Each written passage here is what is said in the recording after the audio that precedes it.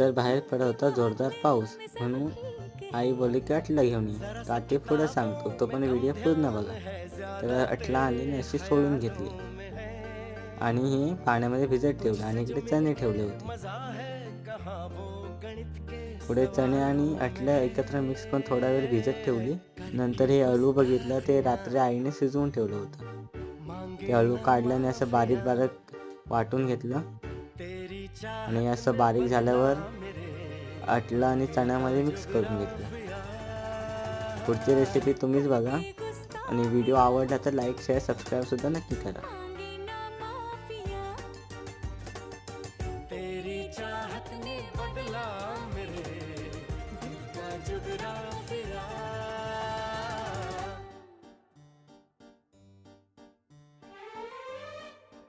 तर कशी वाटली आलूच्या भाजीची रेसिपी कमेंटमध्ये नक्की सांगा.